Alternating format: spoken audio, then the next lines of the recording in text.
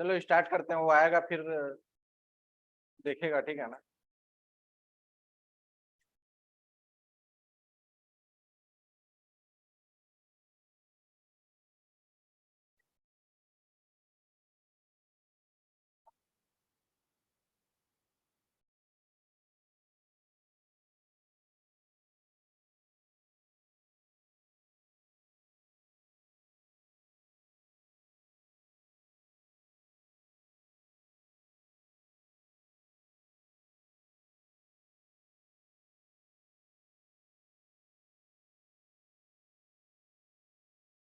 Final account without adjustment का आज हमारा 8 नंबर क्लास है। ऑलरेडी मैंने 7 क्लास इसके ऊपर ले चुका है, ठीक है ना।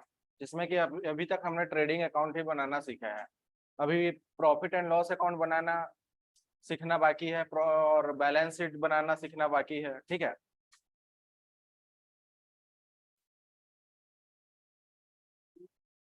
ये जो चैप्टर है ना फाइनल अकाउंट का, ये आपका अकाउंटिंग सब्जेक्ट का समझ लो पूरा मोस्ट इम्पोर्टेंट चैप्टर है, ठीक है। ये चैप्टर जो है आपका फाइनल अकाउंट का, ये अगर आपका प्रैक्टिकल लाइफ में अगर आप कहीं अकाउंटेंट का काम करते हैं, ठीक है, अकाउंटेंट का जॉब करते हैं, तो ये चैप्टर आपको बहुत ज़्यादा हेल्प करेगा। प्रैक्टिकली आप कहीं पर काम करते हैं तो इसी के लिए ये चैप्टर में मैं इतना ज़्यादा टाइम ले रहा हूँ। सिर्फ और सिर्फ फाइनल अकाउंट का जो चैप्टर है विदाउट एडजस्टमेंट, इसके दो पार्ट हैं, विदाउट एडजस्टमेंट और विद एडजस्टमेंट, दो पार्ट हैं इसके, ठीक है। विदाउट एडजस्टमेंट के ऊपर अभी तक मैंने 7 क्लास ले चुका है, ठीक है ना। अभी और 3 से 4 क्लास या फिर 5 क्लास या 6 क्लास और लगेंगे ये चैप्टर को कंप्लीट होने में। मैं इसी के लिए इतना धीरे इसको लेकर चल रहा हूँ, ठीक है। और जैसे कंप्लीट हो जाएगा फिर आधा घंटा या 1 घंटा का रिवीजन वीडियो आएगा यूट्यूब पे। उसमें आप क्या है कि आधा या 1 घंटा में टोटल चैप्टर को आधा या 1 घंटा में रिवाइज कर लेंगे, ठीक है ना। तो जो भी अब तक हमने डिस्कशन किया है इस चैप्टर से रिलेटेड, अब तक जो भी हमने डिस्कशन किया इस चैप्टर से रिलेटेड, मैं एक बार रिवाइज कर दे रहा हूँ, ठीक है ना। फाइनल अकाउंट अगर आप बुक देखेंगे तो आपका जो चैप्टर का नाम है ना वो यही है, फाइनल अकाउंट विदाउट एडजस्टमेंट, ठीक है। स्क्रीन में आपको दिख रहा है, स्क्रीन आप देख पा रहे हैं ना। तो चैप्टर का जो नाम है यही है। इसको फाइनल अकाउंट्स को और हम क्या बोलते हैं एक नाम से, फाइनेंशियल स्टेटमेंट्स, ठीक है। इसमें होते कितना चीजें हैं, 3 चीजें, trading account, profit and loss account,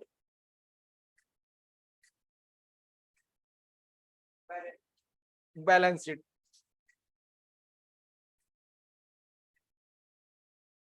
इसमें होते 3 चीजें हैं, ठीक है। फाइनल अकाउंट्स में फाइनल अकाउंट्स को और एक नाम से जाना जाता है फाइनेंशियल स्टेटमेंट्स। और इसमें 3 चीजें होते हैं, trading account, profit and loss account, balance sheet. आपको नोट्स करने का जरूरत नहीं है, आप सिर्फ सुनेंगे, स्क्रीन पे देखेंगे, नोट्स आपको मिल जाएगा, ठीक है। नोट्स आपका क्या बोलते हैं हार्ड कॉपी आपको मिल जाएगा, जैसे चैप्टर खत्म होगा ना आपको नोट्स मिल जाएगा। तो हम लोग अभी तक सिर्फ ना ट्रेडिंग अकाउंट के बारे में जाने हैं, ठीक है। हम लोगों ने अभी तक सिर्फ और सिर्फ ट्रेडिंग अकाउंट क्या है, कैसे प्रिपेयर करना है, क्यों प्रिपेयर करते हैं, अभी तक सिर्फ हम इतना ही जाने हैं, ठीक है। Profit and loss account recently last class में मैंने स्टार्ट किया है कि प्रॉफिट एंड लॉस अकाउंट क्या है, क्यों बनाया जाता है, ठीक है। बस इतना ही उसके बारे में हम लोगों ने डिस्कशन किया है प्रॉफिट एंड लॉस अकाउंट के से रिलेटेड। बट ट्रेडिंग अकाउंट से रिलेटेड पूरा सारी चीजें हमने डिस्कशन कर लिया है। 6 क्लास लगे हैं इस पे और 6 के 6 पूरा यूट्यूब में अवेलेबल है, ठीक है ना। तो अगर कोई स्टूडेंट्स नहीं देखा है, आज पहली बार मेरा क्लास कर रहा है, तो लास्ट जो भी 6 क्लास हमारा यूट्यूब में अवेलेबल है वो जा करके देख लीजिए, ठीक है ना। 45 मिनट 1-1 घंटा का वीडियो है, आराम से जब भी फ्री टाइम मिले आप देख लीजिए। पूरा सीरियल वाइज है, 1 2 3 4 5 6 ऐसे करके क्लास मिलेगा। हमारा जो एप्लीकेशन है commerce students of Odisha, play store में एप्लीकेशन मिलेगा, वहां से भी आप लॉगिन करके देख सकते हैं, ठीक है ना। तो एक एक घंटा की क्लास जो है आप 3 से 4 दिन 5 दिन में, सुबह एक क्लास देख लिए, शाम को एक क्लास देख लिए, ऐसे करके आपका क्लास खत्म हो जाएगा, ठीक है। उससे रिलेटेड कुछ भी डाउट होता है ना, अगर आप क्लास देख रहे हैं उससे रिलेटेड कुछ भी डाउट होता है, आप सेम टाइम मेरा व्हाट्सएप नंबर आपके पास होगा, नहीं है, ये मेरा व्हाट्सएप नंबर है। फोन तो आप यूज करते ही है ना, घर में किसी का भी फोन यूज करते हैं, ये मेरा व्हाट्सएप नंबर है, मैं यहाँ नोट कर दे रहा हूँ। जो मेरा ऑनलाइन स्टूडेंट है उनके लिए भी ये है,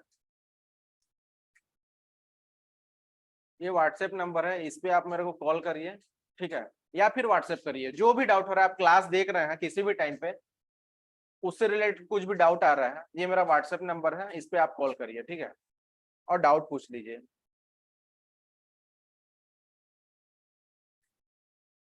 तो ट्रेडिंग अकाउंट से रिलेटेड जो भी क्लास है आप पहले देख लीजिए, ना समझ आए मेरे को पूछिए। आज हम स्टार्ट करेंगे, आज डिस्कशन स्टार्ट करेंगे प्रॉफिट एंड लॉस अकाउंट का, ठीक है। ट्रेडिंग अकाउंट का जो भी हमने देखा है उसको खाली एक बार डिस्कस कर लेते हैं। ट्रेडिंग अकाउंट हम क्यों बनाते हैं, ये मैंने बताया था, क्यों बनाते हैं बोलो। हाँ, ट्रेडिंग अकाउंट हम बनाते हैं ग्रॉस प्रॉफिट या फिर ग्रॉस लॉस जानने के लिए। मतलब हमको ट्रेडिंग अकाउंट बना करके ग्रॉस प्रॉफिट या ग्रॉस लॉस ये पता चलता है, ठीक है ना। ग्रॉस प्रॉफिट या ग्रॉस लॉस कैसे पता चलता है, नेट सेल्स और कॉस्ट ऑफ गुड्स सोल्ड का जो भी डिफरेंस होगा वो या तो ग्रॉस प्रॉफिट होगा या तो ग्रॉस लॉस होगा। मैं यहां लिख देता हूं, नेट सेल्स एंड माइनस नहीं, कॉस्ट ऑफ गुड्स सोल्ड का, ये दोनों का जो भी डिफरेंस होगा ना, ये दोनों का जो भी डिफरेंस होगा या तो वो ग्रॉस प्रॉफिट होगा या तो वो ग्रॉस लॉस होगा।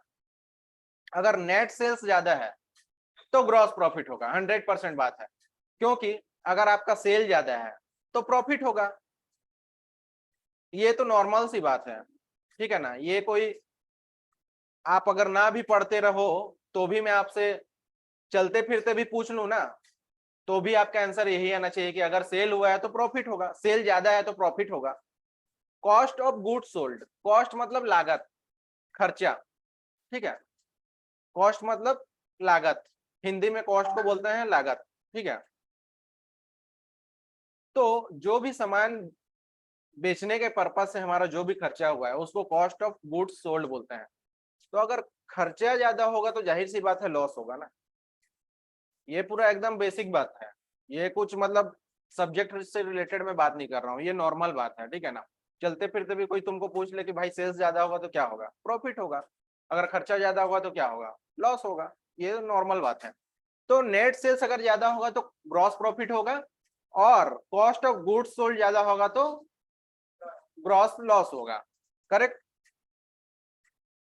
चलो, नेट सेल्स क्या होता है हमने देखा था, ठीक है, बताओगे कोई। Cash sales plus credit sales minus sales return, ठीक है। देखो जब भी हम बिजनेस करते हैं, ठीक है, तो जब भी हम, मान लो अगर छोटा सा एक एग्जांपल लेते हैं, मान लो आपका दुकान है, ठीक है, वैसे आप क्या करते हैं, आप पढ़ाई करते हैं। तो 1 मिनट के लिए मैं मानने के लिए बोल रहा हूँ, आपका दुकान है, ठीक है, तो आप दुकान में किस लिए बैठे हैं, सामान बेचने के लिए बैठे हैं, ठीक है। तो सामान बेच रहे हैं तो होता क्या है कि उधारी में भी बिक्री होता है और कैश सेल बोलने से नकदी में भी बिक्री होता है, ठीक है। हर धंधा में, हर बिजनेस में यही रूल है, आप उधारी में जो बिक्री होता है उसको टाल नहीं सकते, वो होगा ही होगा, चाहे आप छोटा बिजनेस उठा करके देखिए या बड़ा बिजनेस उठा करके देखिए, उधारी वाला चीज को कोई भी बिजनेसमैन कभी भी टाल नहीं पाएगा, वो होगा ही होगा, ठीक है। तो आपका मान लीजिए दुकान है, आप सामान बेच रहे हैं, तो आपका दिन भर में उधारी में भी कुछ बिक्री होगा और कुछ नगद में भी बिक्री होगा। तो अगर आपको मैं पूछूं सेल्स कितना है, तो दोनों को मिला करके बताएंगे ना, बस वही बात है। ठीक है, उसके बाद हो सकता है आपने कुछ सामान बेचा था, आपके कस्टमर ने आकर के आपको रिटर्न कर दिया, ये भी तो हो सकता है। उसको हम उसी को हम बोलते हैं सेल्स रिटर्न। ठीक है, कि आपने बेचा था सामान, आपके कस्टमर ने आपको आकर के रिटर्न कर दिया, उसी को बोलते हैं सेल्स रिटर्न। तो जो नेट सेल्स अगर आपको कोई भी पूछता है नेट सेल्स, तो नेट सेल्स का मतलब total sales minus sales return. Total sales क्या है? Cash sales plus credit sales, उसको टोटल सेल्स बोलते हैं। टोटल सेल्स में से अगर सेल्स रिटर्न आप माइनस कर देंगे तो वो हो जाता है आपका नेट सेल्स। चलो, ये सारी बातें मैं पूरा एकदम आराम से डिस्कस किया हूँ, जो भी मेरे लास्ट 6 क्लास है, ये 7th क्लास जो भी लगे हैं, ठीक है, उसमें मैंने पूरा आराम से डिस्कशन किया है। ठीक है, उसके बाद यहाँ पर जैसे मैंने बताया कि ये दोनों का डिफरेंस जो होता है वो ग्रॉस प्रॉफिट या ग्रॉस लॉस होता है। तो नेट सेल्स कैसे पता करना है हमने जान लिया, total sales minus sales return. Total sales क्या है? Cash sales plus credit sales, उसमें से सेल्स रिटर्न माइनस कर देंगे, नेट सेल्स आपका आ जाएगा। कॉस्ट ऑफ गुड्स सोल्ड की बात अगर करें कि हमको कॉस्ट ऑफ गुड्स सोल्ड कैसे पता चलेगा, तो उसके लिए हमको सबसे पहले ओपनिंग स्टॉक को देखना पड़ेगा। ठीक है, उसके बाद परचेस को देखना पड़ेगा, उसके बाद डायरेक्ट एक्सपेंसेस को देखना पड़ेगा, और उसके बाद क्लोजिंग स्टॉक को देखना पड़ेगा। ठीक है, ओपनिंग स्टॉक में परचेस को ऐड करेंगे, डायरेक्ट एक्सपेंसेस को ऐड करेंगे। ठीक है ना, opening stock plus purchase plus direct expenses minus closing stock अगर हम करते हैं तो हमारा निकल करके आ जाता है कॉस्ट ऑफ गुड्स सोल्ड, बराबर है। अब भाई कॉस्ट ऑफ गुड्स सोल्ड निकल गया, नेट सेल्स निकल गया, तो ग्रॉस प्रॉफिट या ग्रॉस लॉस तो पता चल ही जाएगा। बोलो हाँ कि ना? ठीक है, और चीजों को कैसे प्रेजेंट करना है ये भी मैंने बताया था कि पहले कौन सा फॉर्मेट अप्लाई होता था, पहले कौन सा फॉर्मेट होता था? टी शेप, अभी वर्टिकल शेप में होता है चीजें। ठीक है, हाँ, अभी वर्टिकल वाला ही यूज हो रहा है, अभी टी शेप नहीं यूज होता। ठीक है ना, प्रैक्टिकल लाइफ में भी अगर आप फाइनल अकाउंट किसी का बना रहे हो, किसी भी बिजनेस का, तो आपको trading PL balance sheet vertical format में ही बनाना है। टी शेप फॉर्मेट अब पूरा बंद हो चुका है। ठीक है ना, टी शेप फॉर्मेट टोटली अब बंद हो गया है, अब वर्टिकल फॉर्मेट ही चल रहा है। करेक्ट। चलो, तो ये थी बातें आपका ट्रेडिंग अकाउंट की। अब बात करते हैं प्रॉफिट एंड लॉस अकाउंट। मैंने लास्ट क्लास में profit and loss account start कर दिया था कि प्रॉफिट एंड लॉस अकाउंट क्या है। आज फिर एक बार हल्का सा डिस्कशन कर देते हैं प्रॉफिट एंड लॉस अकाउंट। ठीक है, ट्रेडिंग अकाउंट और प्रॉफिट एंड लॉस अकाउंट जो होता है ना, वो एक ही साथ बनाया जाता है। ठीक है, ट्रेडिंग अकाउंट अलग नहीं बनाया जाता, प्रॉफिट एंड लॉस अकाउंट अलग नहीं बनाया जाता, कभी भी एक ही साथ बनाया जाता है। इवन तो trading account, profit and loss account और बैलेंस शीट तीनों चीज एक साथ बनाया जाता है। ठीक है, बट सबसे पहले ट्रेडिंग अकाउंट बनाया जाता है, क्योंकि ट्रेडिंग अकाउंट का जो भी ग्रॉस प्रॉफिट या ग्रॉस लॉस आएगा, मान लो हम ट्रेडिंग अकाउंट बनाए, तो हो सकता है ग्रॉस प्रॉफिट आए, हो सकता है ग्रॉस लॉस आए, दोनों में से कुछ भी हो सकता है, हमको नहीं पता ना। अगर सेल्स ज्यादा है तो ग्रॉस प्रॉफिट होगा, अगर सेल कम है, कॉस्ट ऑफ गुड्स सोल्ड ज्यादा है, तो क्या होगा? ग्रॉस लॉस होगा, वो तो हमको नहीं पता। ठीक है, तो ग्रॉस प्रॉफिट आया या ग्रॉस लॉस आया,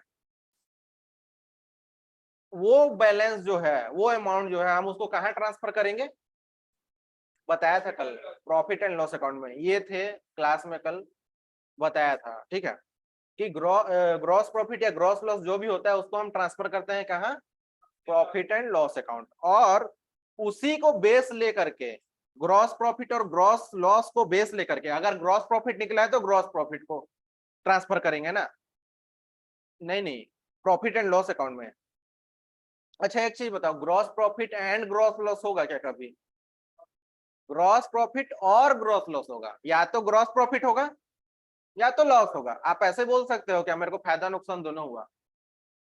कभी पॉसिबल नहीं है। आप तो आप अगर आप ये बोलोगे ना, या तो मेरे को फायदा हुआ है या तो नुकसान हुआ है, मेरे को फायदा भी हुआ नुकसान भी हुआ, ऐसा बोल सकते हो क्या?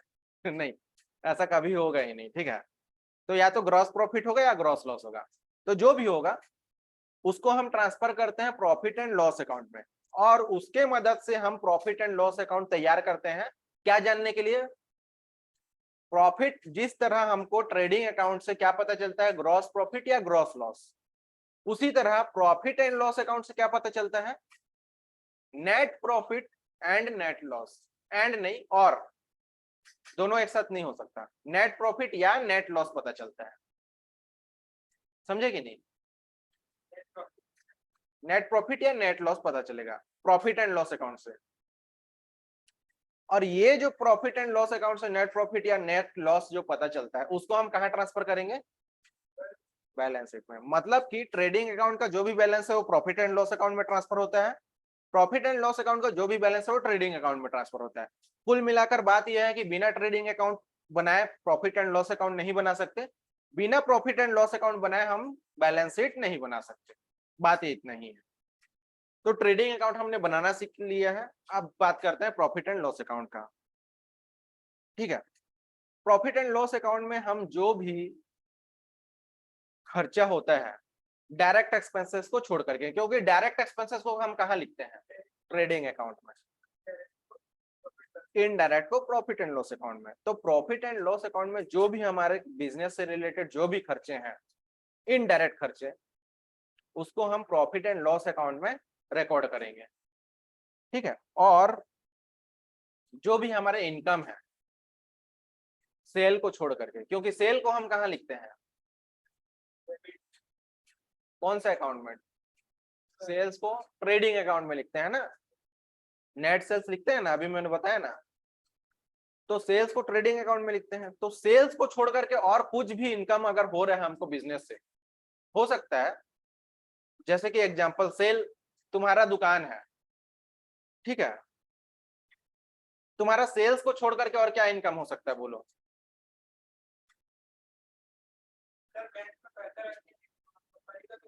इंटरेस्ट आ गया, ये एक तो इनकम तुम्हारा हो सकता है। और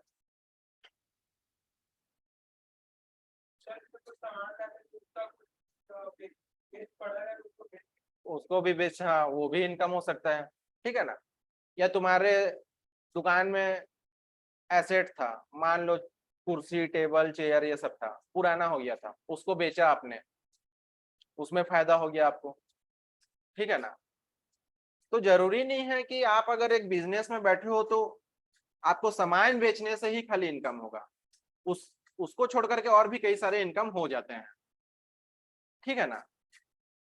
तो वो सारे इनकम को हम प्रॉफिट एंड लॉस अकाउंट में दिखाएंगे, करेक्ट। अब बात करते हैं, कुछ पॉइंट है प्रॉफिट एंड लॉस अकाउंट में, जैसे कि सबसे पहला ग्रॉस प्रॉफिट या ग्रॉस लॉस। मैंने आपको बताया अभी थोड़ी देर पहले कि ट्रेडिंग अकाउंट में या तो ग्रॉस प्रॉफिट निकलेगा या तो ग्रॉस लॉस निकलेगा, क्लियर है। उसको हम ट्रांसफर करेंगे कहां?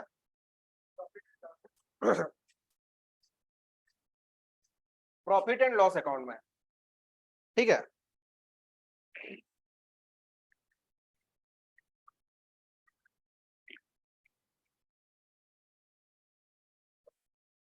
उसको हम ट्रांसफर करेंगे प्रॉफिट एंड लॉस अकाउंट में, और वही हमारा बेस होगा, समझे कि नहीं। अगर हम प्रॉफिट एंड लॉस अकाउंट बनाने बैठे हैं, सबसे पहला आइटम हमको क्या चाहिए रहेगा बोलो? ग्रॉस लॉस, ठीक। उसके बाद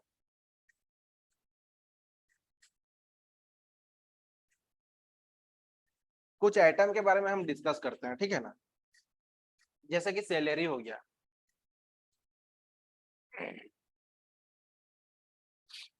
आपका दुकान है, आप बिजनेस कर रहे हैं, आपके दुकान में जाहिर सी बात है स्टाफ भी होंगे, उनको आप सैलरी देंगे तभी तो वो काम करेंगे, तो जो सैलरी है वो क्या है? खर्चा है, इनडायरेक्ट एक्सपेंसेस है। यही सैलरी अगर आप सामान खरीद रहे हो, ठीक है ना, कौन सा सामान? जो आप बेचते हो, वो सामान आप खरीद रहे हो, ठीक है। सामान आपने मंगाया, आपके दुकान के बाहर में सामान ट्रक में आकर के खड़ा है, उसको आप उतारोगे क्या? नहीं, स्टाफ लगाओगे। तुम लग रहा है उतार लोगे जा करके तुम उतारोगे सामान, ठीक है।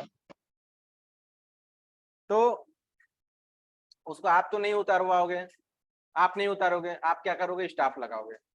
मान लो स्टाफ के साथ आप बात की हो कि भाई मैं तेरे को महीने का 5,000 रुपया दूंगा, ठीक है, महीने का 5,000 रुपया दूंगा। तो जब जब मेरा दुकान में सामान अगर आए, उसको तू अपने जो भी हैं, तेरे जो भी और हैं साथ में, उनके साथ मिल करके तू मेरा सामान उतार लेना, उतार के मेरा दुकान में रखवा देना। तो मैं उसको 5,000 रुपया क्या दे रहा हूँ? मंथली सैलरी दे रहा हूँ ना। बट ये सैलरी जो है ना, ये डायरेक्ट एक्सपेंसेस है। क्यों बोलो डायरेक्ट एक्सपेंसेस है?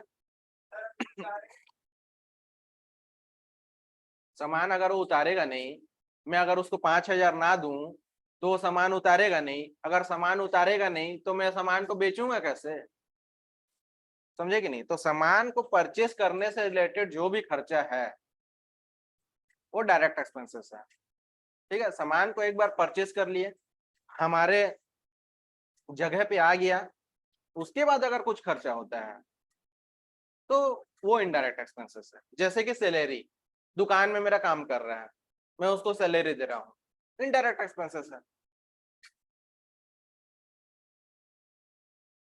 अब बात करते हैं सैलरी लेस टैक्स। आपके बुक में दिया है सैलरी लेस टैक्स, मतलब समझ आ रहा है? कुछ कुछ समझ आ रहा है आपको? नहीं। होता क्या है, जब आपका सैलरी, आप कहीं काम कर रहे होगे ना, ठीक है, तो आपका सैलरी जो है एक अमाउंट से ऊपर चले जाएगा। मान लो आपको महीने का कितना सैलरी मिल रहा है? 60,000। कितना मिल रहा है? 60,000 आपका। आप कहीं पर ज्वाइन किए, ठीक है, तो आपका बात हुआ कि मुझे महीने का कितना सैलरी मिलेगा, तो सामने वाले ने बोला 60,000 आपका मंथली सैलरी है। आपने कहा ठीक है। आपने एक महीना काम किया, तो वो जब आपको सैलरी पेमेंट करेगा तो उसके ऊपर एक ऑब्लिगेशन है, उसके ऊपर इनकम टैक्स लॉ का कानून लगा हुआ है कि वो आपको जब सैलरी पेमेंट करेगा तो 60,000 पेमेंट नहीं करेगा। 60,000 में से वो कुछ टैक्स काट लेगा। मान लो 5,000 काट लिया, वो आपके हाथ में देगा 55,000। 5,000 वो काटा टैक्स, वो जमा कराएगा गवर्नमेंट को। समझे कि नहीं? और ये जो टैक्स काटा जाता है इसको बोलते हैं TDS, tax deducted at source. मतलब कि गवर्नमेंट कहता है, सरकार जो है वो कहता है, ठीक है, बोलता है तू उसको 60,000 रुपए देने वाला है, गवर्नमेंट मुझे बोल रहा है, ठीक है। मान लो मैं कहीं कंपनी का मालिक हूँ, मैं अपना स्टाफ को सैलरी देता हूँ, गवर्नमेंट मुझे कह रहा है तो उसको 60,000 रुपए देगा। मैंने कहा हाँ। तो बोलेगा तू उसको 60,000 रुपए देगा और भाग जाएगा, मैं उसको नहीं पकड़ने जाऊंगा। तो एक काम कर, तू 60,000 रुपया में से 5,000 रुपए टैक्स तू उसका काट दे, मेरे को दे दे। वो खुद भाग के आएगा कि मेरा 5,000 रुपया क्यों कटा। अगर तू उसको डायरेक्ट 60,000 रुपए देगा तो भाग जाएगा, मैं उसको कहाँ खोजूंगा कि मेरे को 5,000 रुपए टैक्स दे, 5,000 रुपए टैक्स दे। इसी के लिए भाई, मैं उसको नहीं जानता, मैं तेरे को जानता हूँ। तू उसको 60,000 रुपए देने वाला है, तू 60,000 मत दे, तू 5,000 मेरे को टैक्स काट के दे दे, 55,000 उसको दे दे। वो खुद आएगा मेरे पास कि आपने 5,000 रुपया क्यों काटा। समझे कि नहीं? तो टैक्स का चोरी को रोकने के लिए टीडीएस का कॉन्सेप्ट बनाया गया है। तो मुद्दा से अलग चले गए थे, ठीक है, लेकिन जो सैलरी लेस टैक्स होता है ना, मान लो जैसे कि मैंने एग्जांपल दिया, आपके साथ सैलरी तय हुआ 60,000 रुपया, मैंने 5,000 रुपया काटा, 55,000 रुपया आपको दिया, तो मैं 55,000 रिकॉर्ड करूंगा कि 60,000 रिकॉर्ड करूंगा? कितना रिकॉर्ड करूंगा? नहीं, यही चीज है, मैं 60,000 रिकॉर्ड करूंगा, ठीक है, क्योंकि मेरा तुम्हारे साथ सैलरी तय हुआ है 60,000 ना, तो मैं 60,000 खर्चा मानूंगा ना अपना, मैं 55,000 क्यों खर्चा मानूंगा? भाई मेरे हाथ से एक्चुअली में कितना निकलेगा, 55 निकलेगा कि 60 निकलेगा? 60 निकलेगा ना। मैं तुमको 55,000 दे रहा हूँ, लेकिन 5,000 क्या मैं खुद अपने पास रख लूंगा क्या? नहीं, गवर्नमेंट को दूंगा ना, तो मेरे हाथ से कितना निकला? 60,000, तो मैं 60,000 को ही खर्चा मानूंगा ना।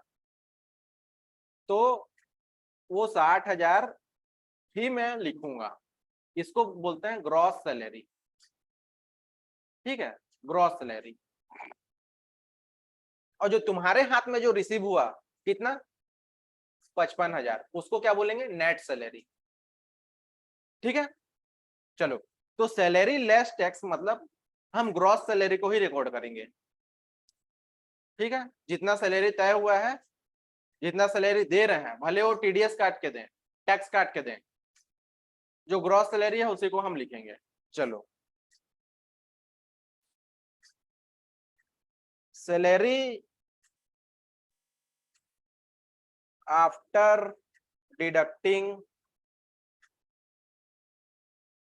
पीएफ, प्रोविडेंट फंड होता क्या है ना, प्रोविडेंट फंड का नाम सुने हो, पीएफ का नाम सुने हो? पीएफ कटता है, सुने हो तो? हाँ, कि वो कंपनी अच्छा है वहां तो पीएफ कटता है। हाँ, क्या है वो? कभी जाने हो, जानने की कोशिश की हो क्या है पीएफ?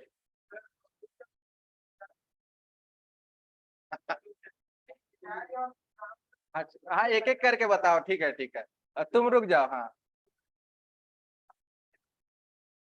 हाँ हाँ, तुम बताओ, चलो ठीक है, पीएफ क्या है? हाँ, अच्छा हाँ ठीक है, आप बताओ पीएफ का मतलब क्या समझे? अच्छा हाँ, ठीक है, मोटा मोटी सबका जवाब ठीक है, लेकिन मैं बता रहा हूँ एक्चुअली में होता है क्या है कि आप मेरे यहाँ काम करोगे, ठीक है, तो मेरा, आप अपना जो है टाइम मेरे को दे रहे हो, समझे कि नहीं? तो मेरा भी एक रेस्पॉन्सिबिलिटी है कि मैं भी आपके लिए कुछ सोचूं, बोलो हाँ कि नहीं? आप मेरे लिए काम करो तो मेरा भी तो एक रेस्पॉन्सिबिलिटी है ना कि मैं आपके लिए सोचूं।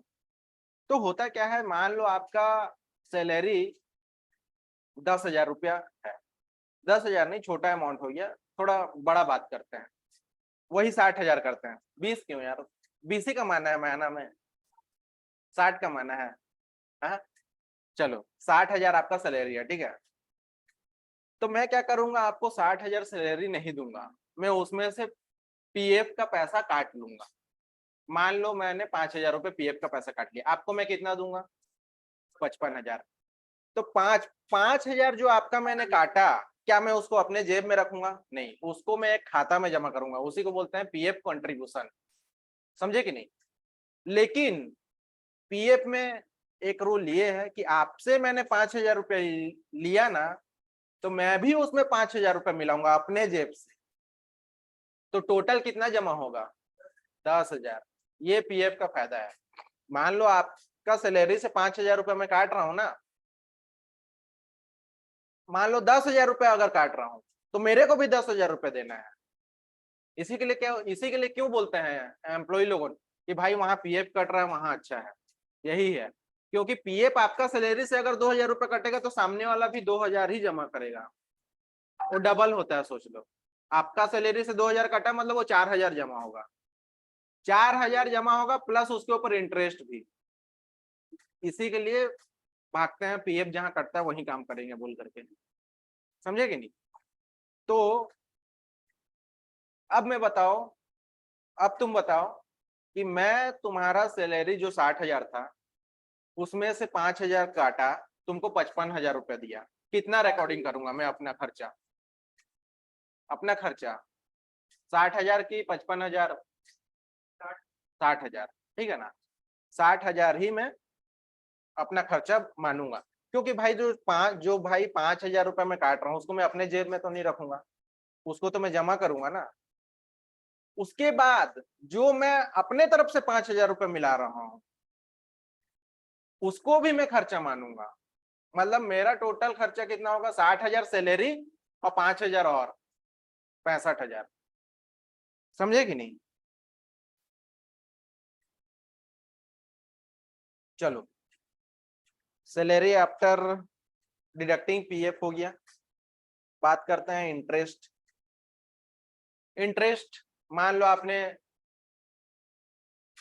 क्या बोलते हैं शॉर्ट टर्म लोन लिया है, ठीक है ना, सामान खत्म हो गया था दुकान में, बैंक से शॉर्ट टर्म लोन लिया कि सामान खरीदना है, उसके ऊपर आपका इंटरेस्ट आया। वो इंटरेस्ट क्या है, खर्चा है कि फायदा है? खर्चा है ना भाई। तुम लो बैंक से लोन लोगे और तुम इंटरेस्ट दोगे तो खर्चा है कि फायदा है? खर्चा है ना तुम्हारे लिए। हाँ, तो ये प्रॉफिट एंड लॉस अकाउंट में आएगा, ठीक है। अच्छा, डिस्काउंट। चलो, बैंक को तुम अगर इंटरेस्ट दे रहे हो तो खर्चा है, बैंक अगर तुमको इंटरेस्ट दे रहा है तो फायदा है, ठीक है ना। तो प्रॉफिट एंड लॉस अकाउंट में खर्चा भी को लिखते हैं और फायदा को भी लिखते हैं। तो खर्चा है इंटरेस्ट, उसको भी लिखेंगे, और फायदा है उसको भी लिखेंगे, ठीक है। चलो,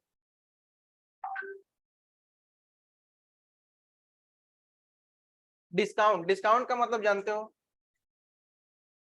हाँ बताओ क्या हुआ?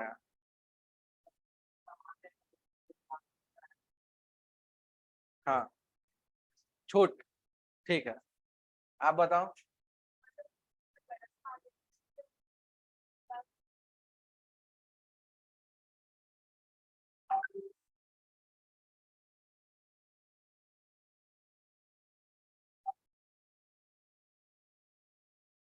क्या सोना खरीदने से डिस्काउंट मिलता है?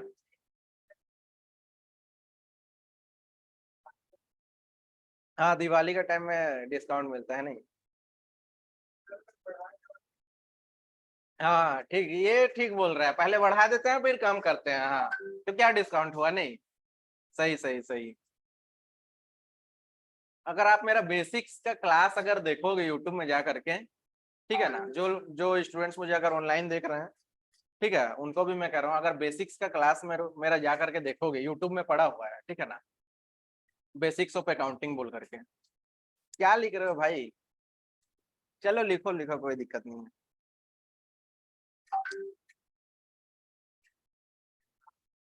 बेसिक्स का क्लास अगर जा करके देखोगे ना, तो मैंने वहां बताया था डिस्काउंट दो तरह के होते हैं।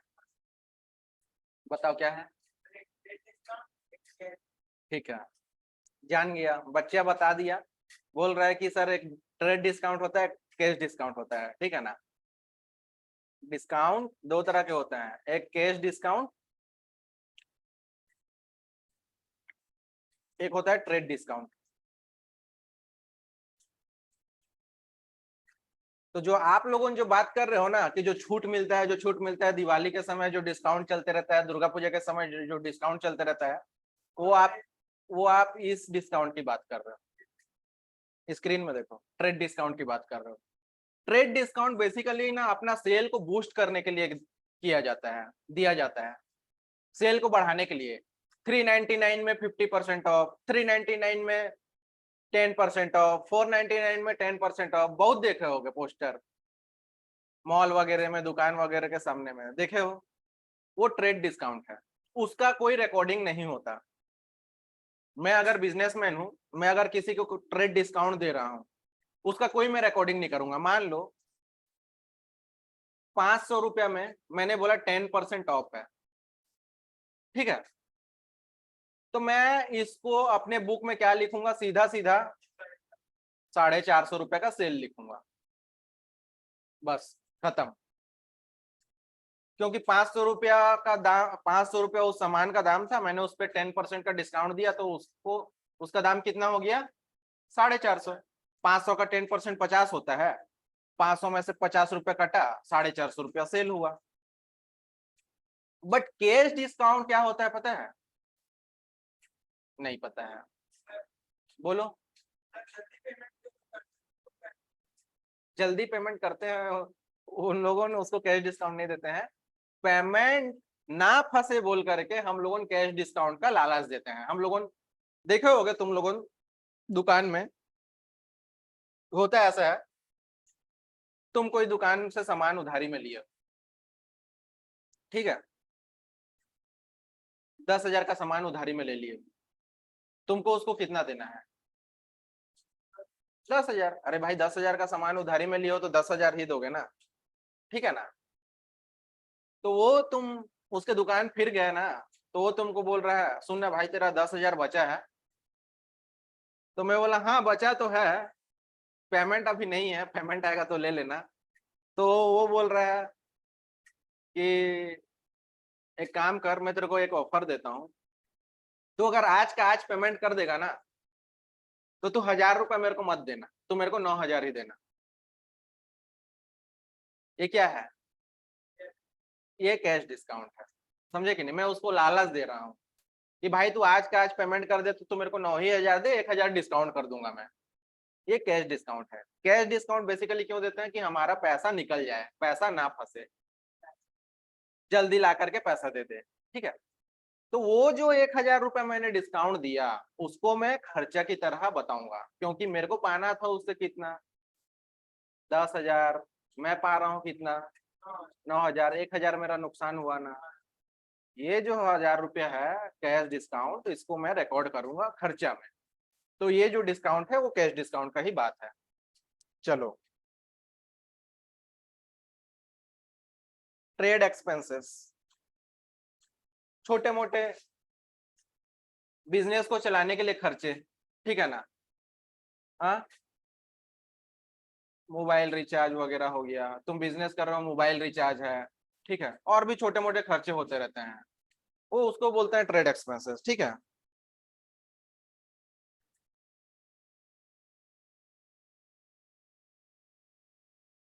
अप्रेंटिस प्रीमियम, अप्रेंटिस प्रीमियम क्या है जान रहे हो? अप्रेंटिस प्रीमियम क्या है जान रहे हो? कई बार क्या होता है देखोगे कंपनी में ना, 6 महीना का एक ठो कुछ कोर्स सिखाया जाता है कंपनी की तरफ से, सुने होगे। तो कई बार होता है ना वो कोर्स को सिखाने के लिए पैसा भी लिया जाता है, समझे कि नहीं। या फिर ये बोला जाता है कि हम इस चीज को सिखाने के लिए आपका सैलरी से इतना रुपए काट लेंगे। तो हमारा क्या है, इनकम है ना एक तरह का। जो सिखा रहा है, जो कंपनी है, जो पैसा लेगा स्टाफ लोगों से, उसके लिए क्या है, इनकम है। ये इनकम है, समझे कि नहीं। कमीशन, कमीशन तो सुने होंगे। हाँ, कमीशन सुने हो ना। भाई मेरा सामान बेचवा दे, मैं तेरे को इतना परसेंट दूंगा कमीशन। भाई मेरे लिए वो सामान दिला दे, मैं तेरे को इतना परसेंट कमीशन दूंगा। तो कमीशन, अगर हम सामान खरीद रहे हैं उस टाइम दे रहे हैं तो हमारे लिए खर्चा है।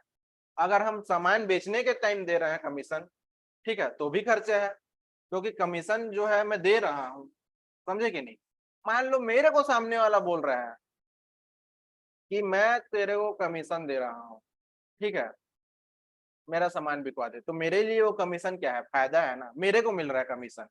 मैं अगर किसी को कमीशन दे रहा हूँ तो खर्चा है, मेरे को अगर कमीशन मिल रहा है तो इनकम है, ठीक है। Printing and stationery,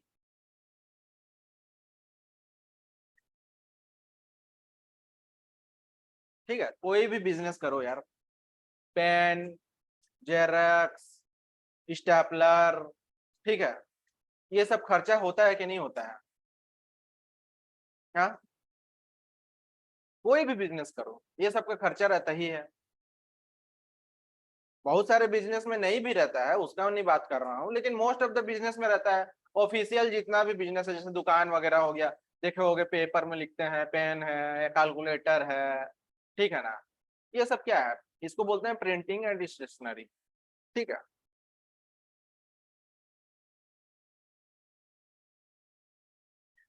horse and stable, जैसे कि मान लो किसी का वो इस चीज का बिजनेस है यार, घोड़ा वोड़ा वो पालता है, ठीक है ना। इसको हटाओ, मतलब उस चीज को मेंटेन करने, मान लो आपको घोड़ा वोड़ा आप रखे हो, ठीक है ना। तो जो भी वो क्या बोलते हैं, गाय रखते हैं उसको क्या बोलते हैं, तबेला है, तबेला बोलते हैं ना। तो घोड़ा रखते हैं उसको भी क्या बोलता है मुझे नहीं पता, तबेला बोल दे रहा हूँ, ठीक है। तो उसको मैनेज करने के लिए अगर तुम कुछ खर्चा करोगे तो तुम्हारा खर्चा ही है ना, बस। बेड डेट, बेड डेट्स क्या होता है पता है? नहीं पता, वो दो क्या होता है।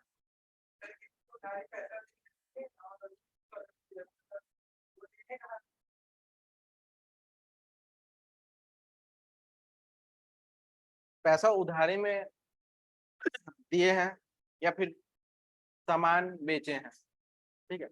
मान लो तुम अपने कस्टमर को सामान बेचो उधारी में, जिससे तुमको 2,000 रुपये 3,000 रुपये पाना था। अब तुमको लग रहा है यार उसका, वो तो अब मेरे को नहीं देने वाला, तुमको पूरा एकदम लग गया वो मेरे को नहीं देने वाला, और 2,000 3,000 मेरा बुड़ गया, डूब गया, ठीक है। तो उसको क्या बोलोगे, बेड डेट्स, ठीक है।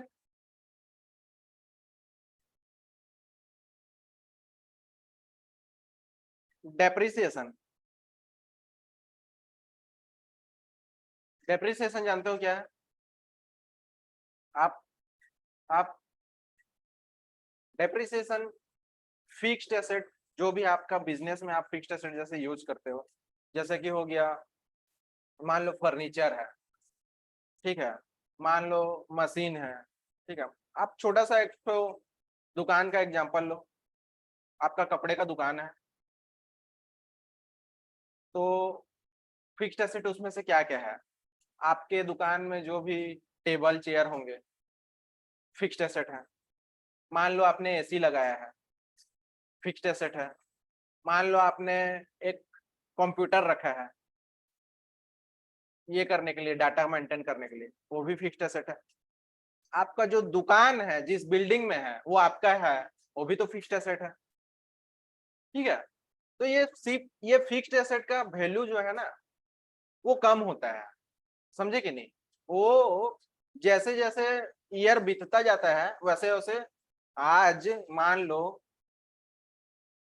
तुम्हारे पास जो फोन है उसको आपने कितना खरीदा था, कितना में खरीदा था, अंदाजा, हाँ, 10,000। उसको 2 साल बाद बेचोगे तो कितना में बिकेगा?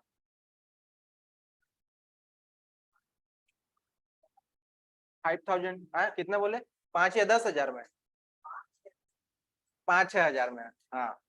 तो क्यों, आपने तो 10 हजार में खरीदा था, ठीक है। आप उसको पूरा एकदम यूज भी नहीं किए हो, पूरा एकदम बक्सा में बंद करके रखे हो, तो कितना में जाएगा?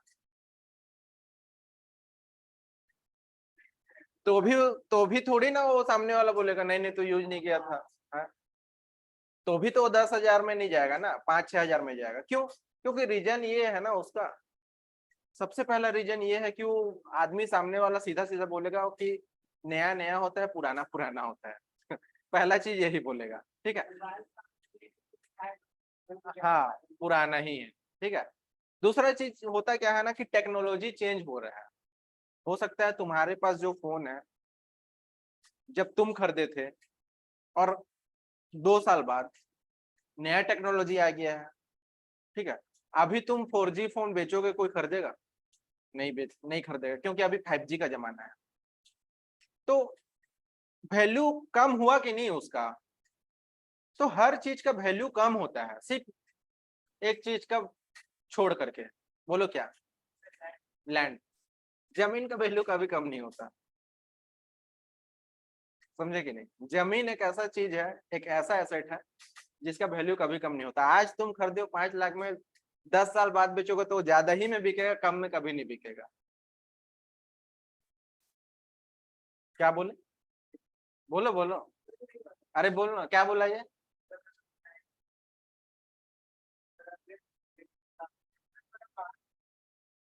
हाँ।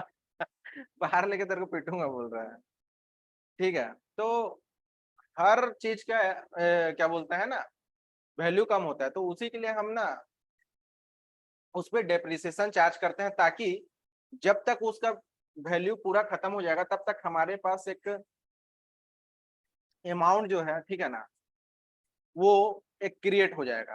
ठीक है, डेप्रिसिएशन चैप्टर में हम देखेंगे आराम से डेप्रिसिएशन क्या है। तो डेप्रिसिएशन भी एक हम खर्चा मानते हैं, डेप्रिसिएशन को हम क्या मानते हैं, खर्चा मानते हैं। इंश्योरेंस प्रीमियम,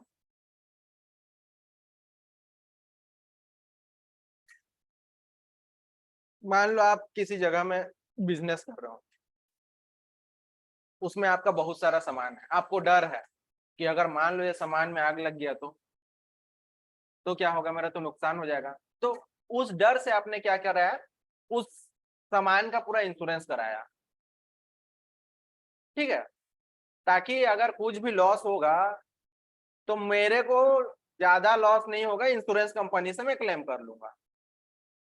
समझे कि नहीं? तो वो इंश्योरेंस क्या है, खर्चा है। लेकिन हाँ, अगर आपने LIC कराया है, मतलब आपके हेल्थ, आपके लाइफ के लिए अगर इंश्योरेंस लिया है, भले ही आप बिजनेस का पैसा से लिया है, जो आप सामान वामान बेच रहे हैं, जो भी कमा रहे हैं, उस पैसा से अगर आप अपना लाइफ का LIC कराते हैं, वो खर्चा आप नहीं बोल सकते, वो आपका फिर पर्सनल एक्सपेंडिचर हो जाएगा, ड्रॉइंग होगा वो, उसको आप फिर खर्चा नहीं बोलेंगे। ठीक है ना? चलो, इंश्योरेंस प्रीमियम हो गया। अब बात करते हैं सेल्स टैक्स। ये अब नहीं रहा, जमाना खत्म हो गया सेल्स टैक्स का, अब GST आ गया है। ठीक है, सेल्स टैक्स का जमाना जब्त हो गया है। Closing account, closing stock appeared inside trailing, ये छोड़ दो, ये बाद में बताऊंगा, एडजस्टेड परचेज बाद में बताऊंगा। ठीक है, सैलरीज मैंने बता दिया, सैलरीज एंड वेजेस अगर एक साथ लिखा रहेगा तो भी ये इनडायरेक्ट एक्सपेंसेस है। देखो, सैलरी और वेजेस में अक्सर कंफ्यूजन होता है कि ये डायरेक्ट है कि इनडायरेक्ट है। ठीक है ना? तो तुम ध्यान ये देना, सैलरीज एंड वेजेस अगर एक साथ मिला करके लिखा हुआ है, या वेजेस एंड सैलरीज एक साथ मिला करके लिखा हुआ है, वो इनडायरेक्ट एक्सपेंसेस है। अगर प्रैक्टिकल लाइफ में अगर हम अकाउंटिंग कर रहे हैं, तब तो हम अपना लॉजिक लगा करके पता कर लेंगे कि ये डायरेक्ट है या इनडायरेक्ट है। भाई, सामान खरीदने के वक्त दिए हैं पैसा, सैलरी या वेजेस, तो डायरेक्ट है, और सामान खरीदने के वक्त नहीं दिए हैं तो फिर इनडायरेक्ट है। ठीक है, रेंट एंड टैक्सेस, मान लो हम जहाँ बिजनेस कर रहे हैं, कहीं दुकान भाड़े में लेकर के बिजनेस कर रहे हैं, तो भाड़ा देना पड़ेगा। ठीक है, तो वो भाड़ा जो है वो क्या है, हमारा खर्चा है ना। ठीक है, और कई जगह पर कुछ टैक्स रहता है, जैसे कि आप लोगों ने घर में हो, आपका अपना घर है कि अपना घर है? हाँ, भाड़ा में रहते हो, तुम भाड़ा देते हो, आपका अपना है? हाँ, आप भाड़ा नहीं देते होगे, आप क्या देते होगे पता है? भाड़ा देते हो। तो आप खुद का घर का भाड़ा देते हो, किसको देते हो? हाँ, एक ठो भाड़ा में है, दो ठो खुद का है, तो दो ठो खुद का में नहीं रहते हो, भाड़ा वाला में रहते हो। वाह, दिमाग, खेलो दिमाग से। आप खुद का घर है तो आप भाड़ा नहीं देते होगे, आप एक चीज लेकिन देते होगे, पता है क्या? क्या देते हो बोलो? म्युनिसिपालिटी जो है, उसको आप म्युनिसिपल टैक्स देते हो, साल का एक बार। आपको नहीं पता होगा, आपके घर में पूछोगे।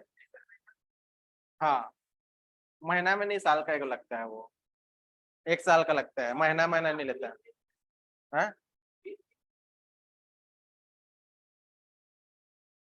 हाँ, ठीक। रोड टैक्स, अच्छा, हाँ। हाँ, तो जो म्युनिसिपल टैक्स दो दे रहे हो, जिसको बोलते हैं होल्डिंग टैक्स, साल में एक बार देना पड़ता है, वो टैक्स क्या है, वो भी खर्चा है। तो आप अगर आप मान लो कहीं पर दुकान लेकर के अगर बिजनेस कर रहे हो, तो उस दुकान का आपको भाड़ा तो देना ही देना है, प्लस उसका टैक्स भी देना पड़ेगा, म्युनिसिपल टैक्स, वो क्या है, खर्चा ही है। लेकिन इनकम टैक्स खर्चा में नहीं बोल सकते आप, इनकम टैक्स को आप खर्चा नहीं बोल सकते। जो छोटे मोटे जो टैक्स हैं, रोड टैक्स हो गया, टोल टैक्स हो गया, म्युनिसिपल टैक्स हो गया, ये सारे खर्चे आपका, ये सारे टैक्स खर्चे हैं।